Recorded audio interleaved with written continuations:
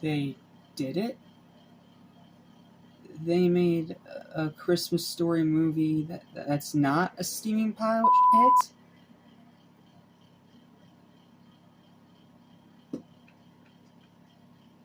Am I living in reality right now? Because it really felt like after the original, everything else from here was going to be poo poo. But no, we're actually ending on a nice note for once. It's rare, but it happens, and it's nice when it happens. So, let's get this final Christmas Story movie out of the way, and what is by far the best one since the original. Does that make it good, though? Complicated. Let's talk about it. What's up, what's happening, what's going on, everybody? Welcome back to Animation Station, and this is Fan Animation, Queen TV and Movies. I'm your host, Jackson Small. Welcome back to Season Slashings 2. Let's talk about A Christmas Story Christmas, the actual canon sequel to the original Christmas Story. Christmas Story 2, not canon. Christmas Story Live, a terrible, crappy retelling of the original. Obviously not canon. This one is canon, and it has most of the original cast coming back. It has a somewhat original story, and it once again tries to recapture the original, but without directly copying it, for the most part. And for the most part, I'd say they did pretty good. Now, I'm not going to call this an amazing movie, no. Like, the original's still the best one, from what I've seen. But, credit where it's due. They took something that none of us were excited that none of us were excited for, and they managed to turn it into something that's actually worth talking about. That in itself is admirable. And yeah, you may be thinking, oh, it's the best Christmas Story movie since the original. Not exactly a high bar to clear. No, it's not. But this movie did it in spades. Because it's not cringe, it's not annoying, it's not terribly written, and the songs don't make me want to rip my eardrums out. Improvement. Not perfection, but improvement. And improvement deserves to be praised, and that's what we're going to do here today. I have a decent bit to say about this one. My review is pretty long, but I hope it does a good job summing up my thoughts on this movie, and why I think that you should check this one out. Here's my review, I hope you enjoy. And also, before you ask why I didn't review it 2 years ago, it came out 2 years ago, same year as Sonic 2, came out the same year as Sonic 2, and I was just overwhelmed with a bunch of other releases, so. This one was one that got pushed into the have no interest, watch later category. So, yeah, this is my review. I hope you enjoy. I wasn't sure what to expect going into this one, and honestly, even after watching it, I'm still unsure what to think. It's leagues better than 2 on Live, and is the actual canon continuation of the original, but does that make it good? Only one way to find out. The acting is really good for most of the returning cast of the original, especially Peter Billingsley, who returns as Ralphie. And he has the exact same mannerisms, he has all the same energy. He's just an adult now. So, it's like the actor had no problem getting back into the role. And that's always nice to see with a legacy sequel like this, when you bring a character back that is so iconic to a franchise, and they're managing to recapture that same kind of energy and performance, despite being 20, 30 years older. It's a testament to the man's actual acting talent. The story's great and heartfelt. The story about Ralphie coming home after the old man passes away to try and make a Christmas that's actually memorable and not just about the old man dying. That is something touching, that is heartfelt, that is smart, that is clever, and it is an easy way to tie this back into the original without being obnoxious about it. So, again, improvement. The humor is solid and does have its memorable moments. This movie isn't like laugh out loud funny like the original, but it does have its funny moments that will make you laugh. Like, not like super roll around on the floor laugh, but a good laugh. And that's sometimes all you need. The humor's pretty good. The pacing's good, not too fast, not too slow, just right. The runtime is okay. It's a little long, but it's not to the point of feeling like it goes on for too long. It doesn't feel like it drags at all or wastes time because its runtime says what it says. And that is admirable. They actually managed the runtime pretty well.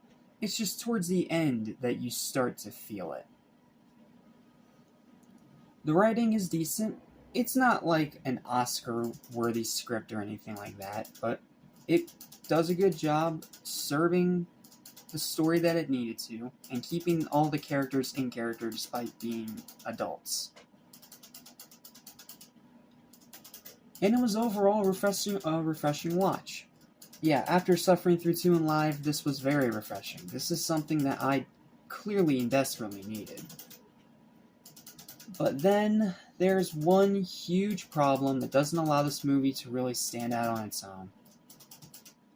And that is the obscene amount of flashbacks to the original, especially in the second act where it actually causes the story to derail for the sake of nostalgia bait. This is the one part where I rolled my eyes like, oh, they're doing it again. Warner Brothers is doing it again. And when we got to that scene, I was just like, oh no, it's going to fall off a cliff, it's going to devolve, and I'm going to hate it more than I hated the past 2, isn't it? Well, it didn't get to that level, but it does keep the movie from being able to stand out and be its own thing. Because it's so tied into the original that it's not allowed to be original. Huge bummer. I get that as a legacy sequel, it kind of had to do that out of obligation. It makes sense. But it's just really intrusive, and it does reek of that corporate moronicity from past attempts. Like, this is the one scene that reminded me of Christmas Story 2. That reminded me of Christmas Story Live, of how corporate kept trying to recreate the magic of the original by just outright ripping it off. Not to mention, some jokes are hit or miss. Like I said, it's not the most hilarious movie in the world. And some jokes will leave you like, move on, next scene. And the ending is very predictable. But before I even watched this movie, I knew what the ending was going to be, because it's pretty much the exact same ending of almost every single legacy sequel known to man. So, with all this being said, let's loop back to my question from the beginning of this review. Is this movie actually good? Yes. Yes, it is good. And I have no doubt that fans will enjoy it. If you love the original Christmas Story, definitely check this out. I think that this is one that will make you smile. It is one that will give you those nostalgic fuzzies, and it is one that is worth watching. And then just throw 2 in Live in the garbage. Don't bother with those. Just pretend they don't exist. Pretend there's just the original and this. But is it a great movie? Sadly, I have to say no. While it definitely tries, and there's clear passion from everyone involved, it just feels so indecisive on what it wants to be. And because of that, it's not really able to stand out from its predecessor and find its own identity. Like, if you cut the flashbacks back a ton and actually let the original story develop more, it wouldn't be that big of a problem. But because you're relying so much on the original for nostalgia bait, and you use so many flashbacks to make people reminisce on the original and not even being remotely subtle about it, that it just makes you look like a cheap copy, even though you're not a cheap copy. You actually tried to be something decent. It's a huge shame. It's a solid note to end the franchise on, but there's not much point in making any more of these. Warner Brothers, don't make any more of these movies. Don't. let this franchise have some freaking dignity. Still recommended for fans though, and it is easily the best one since the original by a mile. Check this out this holiday season for a fun nostalgia trip through memory lane, and stay for the superb acting. And with that, I'm finally done with this series and can move on to something new, thank goodness. Yeah, I was getting burnt out, but thankfully, we get to end it on a good note, which is always nice with a franchise. You don't always get that luxury. So, with all that said, let's get to my final verdict. This movie is good, and everything that they've accomplished here is more than admirable. But because it relies so heavily on the original for nostalgia bait, and reuses those flashbacks so many times it becomes nauseating, I can't give it a great score. I can't give it an 8 or a 9, even though at times it does almost reach there.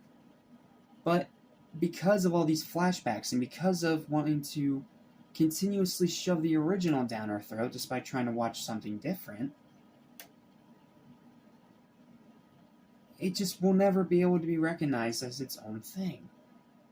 And that's disappointing because they came up with a really good story. And when it is that original story, it's great. But when it's not, it's passable, at the very least. So, what's my final verdict? Well, for me, when I put everything together, when I think about the good and the bad, and how all the original stuff gets cluttered by all the unoriginal stuff, it all balances out to a final verdict of around a 7 out of 10. I'm going to give it a 7. This is a pretty good movie. I do think that if you are a fan of the original, you should check this out. But don't expect it to be anywhere near the quality of the original, because it steals so much from the original that it's not even funny.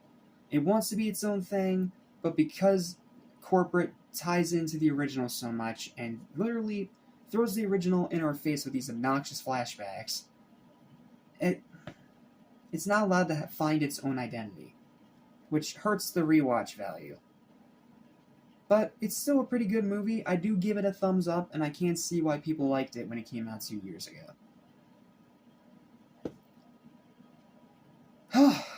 And that's it. We are finally done with The Christmas Story. Holy crap. I didn't think I'd ever be done with this franchise. It just kept going on and on. But we're finally done with this franchise. So, thank you all so much for watching. Please don't forget to like, share, and subscribe for more videos like this almost every single day. Let me know your thoughts and opinions on the movie we reviewed today in the comments down below if you've seen it. And what's next? Honestly, I forgot. I'm going to need my binder. Hold on a second.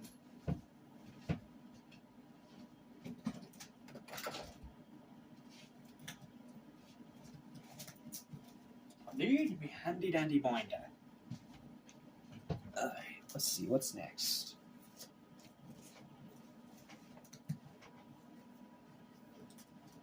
Oh.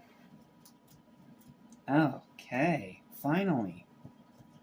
Next time we're finally going to get into the horror side of Season Slashers, because we have 3 unrelated, one-off Christmas horror movies to talk about next. This should be fun. See you next time for a Christmas horror story. I promise you it's not a parody or related to this at all. It's its own thing. It's just a weird title thing. See you next time. Listen, I will soon forget. So listen and you won't regret. Be true to yourself, don't miss your chance. And you won't end up like the fool who ripped his pants.